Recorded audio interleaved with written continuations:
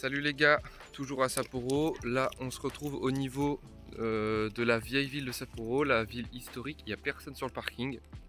Voilà, il n'y a vraiment personne. On va faire tout le côté est de la ville aujourd'hui. Il y a le musée juste après.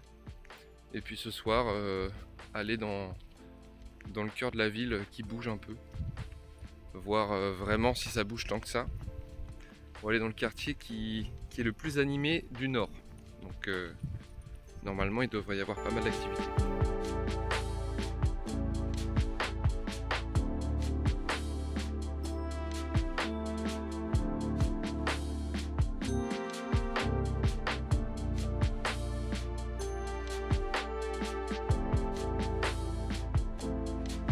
Bon la team, là on est actuellement au resto, on est toujours au même lieu. On a payé 2000 yens à peu près pour ce qu'on va voir, c'est-à-dire 12 euros, 6 euros chacun le resto, donc ça passe.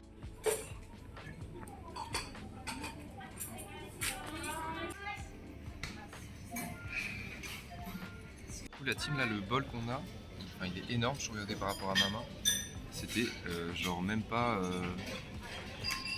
5 euros, 5,50 le bol quoi. Bon, maintenant qu'on a bien mangé, on va faire le tour de la vieille ville. C'est séparé en 4 zones, il y a plus de 50 bâtiments. On va tous les filmer, on va voir le temps qu'on va mettre, mais je pense qu'il y a vraiment de quoi faire. Il y en a qui disent sur certains avis Google qu'on peut rester 6 heures dedans.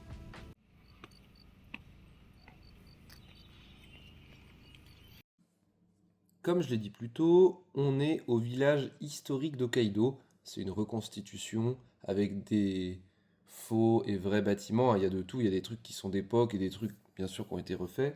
Donc c'est un petit peu une idée de ce qu'était Hokkaido au 19e siècle, à quoi ressemblait un village quoi, typique. Donc là, il y a le plan qui s'affiche, hein, le plan avec tous les bâtiments qu'il y a. Et niveau prix, du coup, comme vous l'avez vu, c'est vraiment pas cher. C'est 1000 yens juste l'accès à cet endroit-là, donc 6 euros à peu près. Et c'est 1400 yens avec le musée à côté. Il y a un musée en plus de ça. En fait, ça, faut plus le prendre comme un musée à ciel ouvert, on va dire. C'est un musée où tu passes de bâtiment en bâtiment pour t'imprégner de la vie d'époque.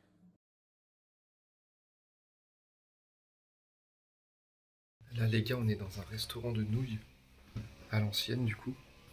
En fait, tous les bâtiments, on peut rentrer dedans et filmer.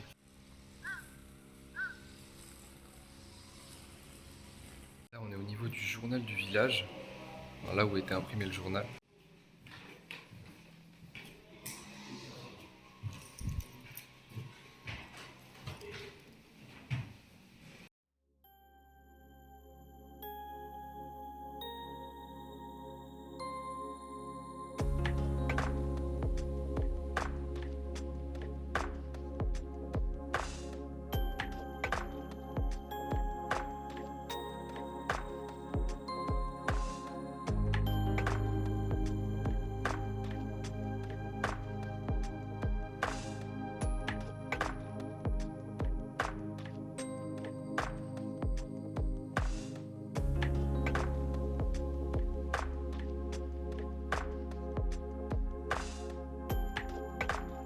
Vous allez voir les gars, c'est assez stylé, il y avait le tramway.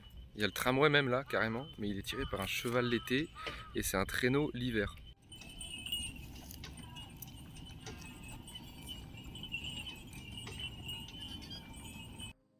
Comme vous l'avez compris dans cette vidéo, c'est plus un truc de plans qui s'enchaînent, de moments contemplatifs.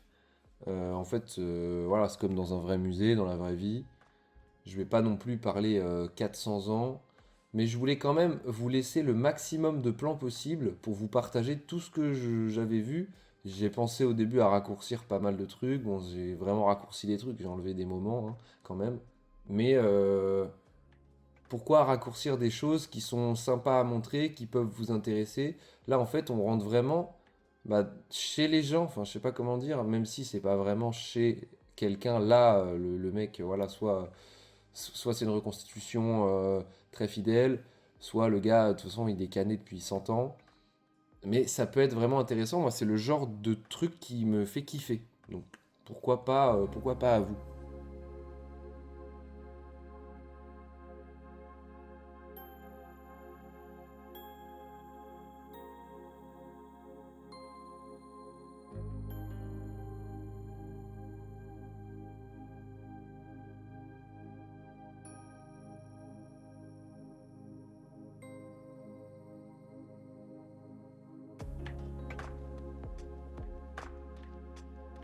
C'est là qu'on faisait le saké, l'alcool à l'ancienne, dans ce village du coup.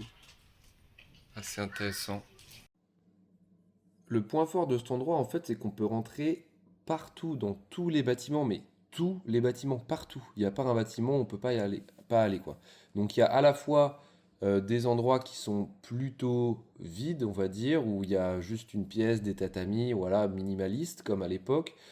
De toute façon, il n'y avait pas forcément beaucoup de meubles hein, dans les maisons. Mais il y a beaucoup d'équipements, de trucs qui sont restés là, quoi. Genre, en fait, on a accès à beaucoup de choses. Et c'est ce qui manque d'ailleurs un peu partout dans le pays. On peut pas rentrer dans les bâtiments un peu typiques, quoi.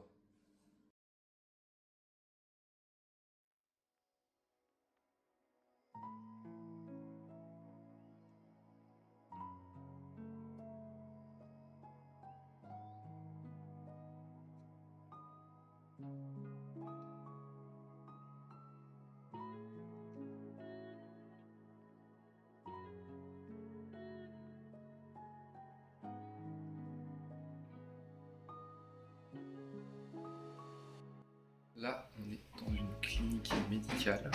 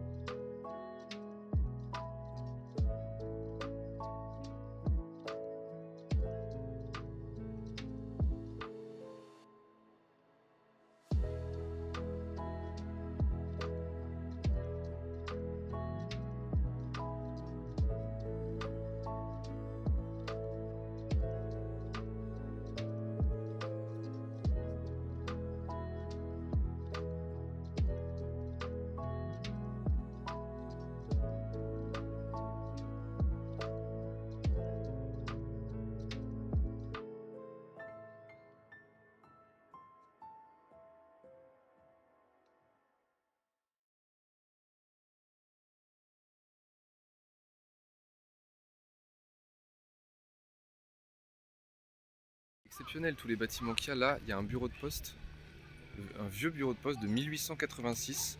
Et on peut rentrer dedans, en fait. Le fait qu'on puisse rentrer dans tous les bâts, c'est exceptionnel.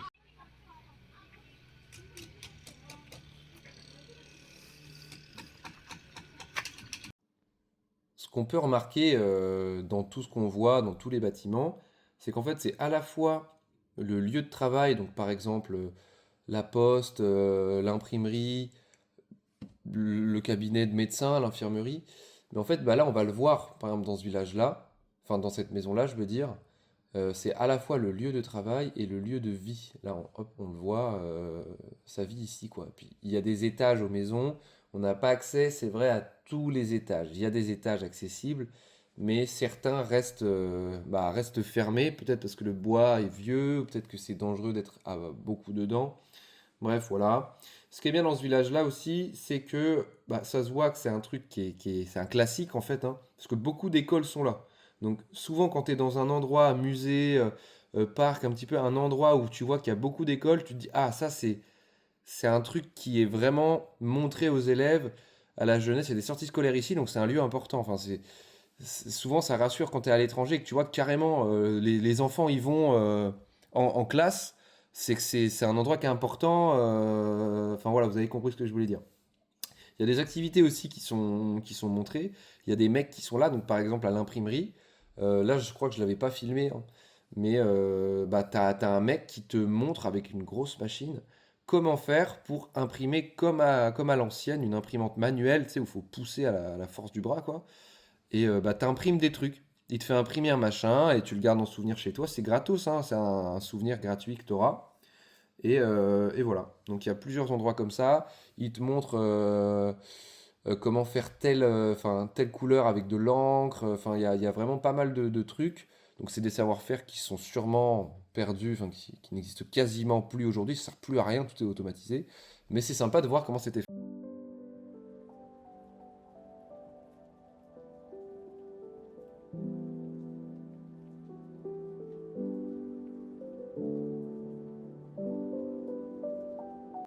Juste avant, on a vu le magasin et là, c'est la pâtisserie. Et dans la plupart des maisons, il y a à la fois habitation et bah, l'atelier, quoi, là où les gens travaillent.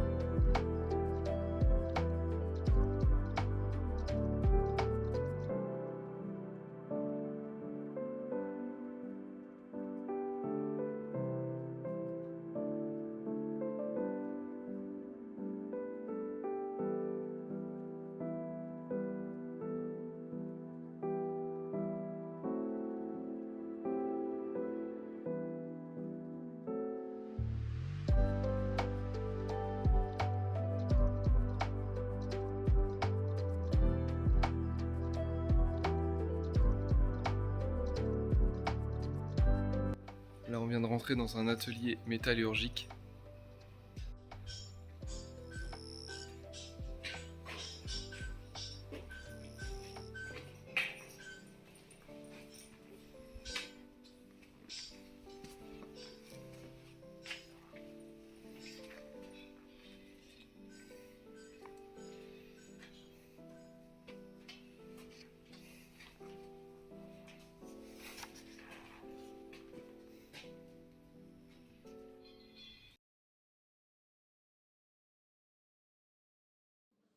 Le village, je crois que j'avais oublié de vous en parler, mais il est divisé en plusieurs parties. Là, je vais remontrer le plan, hein.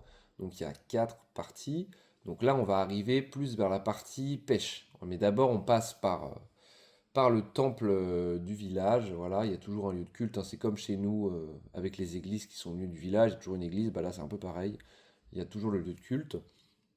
Mais on voit plusieurs aspects de la vie quotidienne des gens qui vivaient ici, par du coup la partie agricole, la partie ville qu'on avait vue juste avant, là la partie pêche, hein, et la partie montagneuse, la partie un petit peu où il y a des gens qui vont miner des trucs, c'est en forêt, enfin c'est un peu vallonneux, tout ça vous allez voir après. Donc voilà.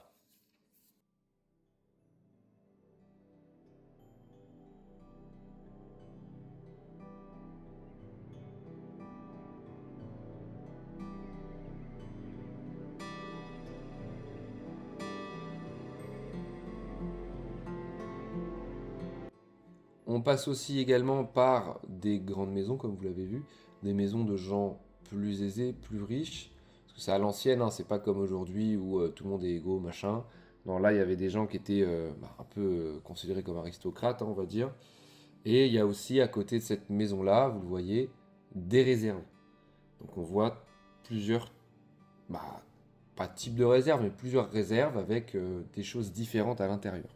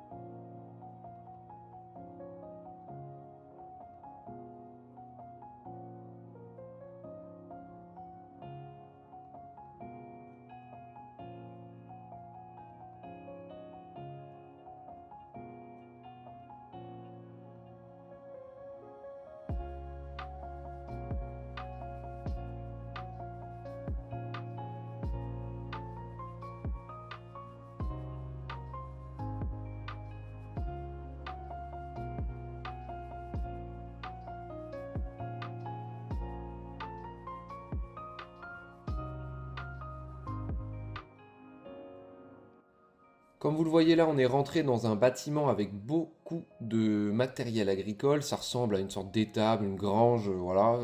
Mais oui, du coup, c'est en lien avec la partie du coup du village ferme, on va dire. Et là, il y a une centaine d'années d'évolution agricole, de vieux matos. C'est intéressant à voir, ces trucs qu'on voit plus aujourd'hui. Bah, c'est plus utilisé, quoi. Ça se voit que c'est vraiment à l'ancienne. Mais c'est trop bien de voir des évolutions, enfin des trucs mi-manuels, mi-automatiques. Là, on est du côté du coup ferme du village. Et il y a beaucoup de machines agricoles. Ouais, elles ont toutes quasiment 100 ans.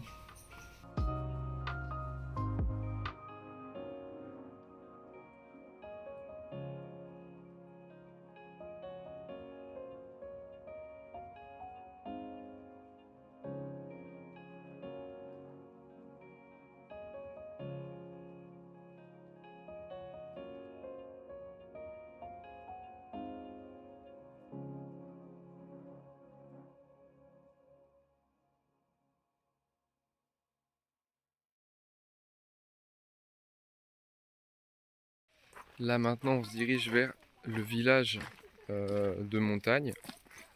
C'est un peu en forêt aussi, hein. Mais le lieu est ouf. Si vous venez à Sapporo, venez. Vraiment, c'est. Là, on a payé 1400 yens parce qu'on a l'entrée de cet endroit-là, plus le musée d'Hokkaido après.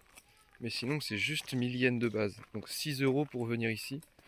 Et honnêtement, on peut y rester, je trouve, plus de 4 heures facile. Là, en ayant fait quasiment le tour. Là, ça fait quasiment 3 heures qu'on y est, mais du coup, on speed un peu pour faire le musée après.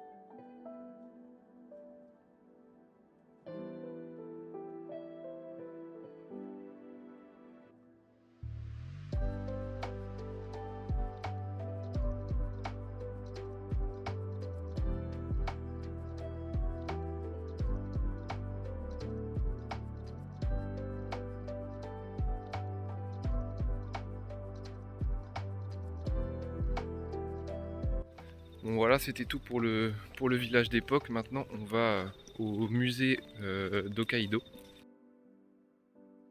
Là, du coup, on attaque la partie musée, donc ça va être un petit peu pareil, contemplatif, petite musique de fond. C'est une vidéo vraiment, comme j'ai dit au début, c'est contemplatif. Il y a pas grand-chose à dire, de toute façon, hein, c'est un musée, voilà, ça se regarde. Je vous invite à y aller.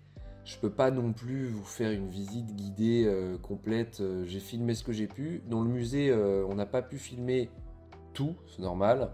Dans le village avant, on peut tout filmer, il n'y a pas de souci, on peut aller partout.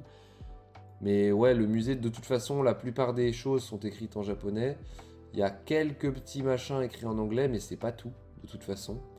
Mais ce genre d'endroit, voilà, c'est un peu comme une bande-annonce, on va dire, que je vous montre, et il faut y aller par soi-même pour apprécier.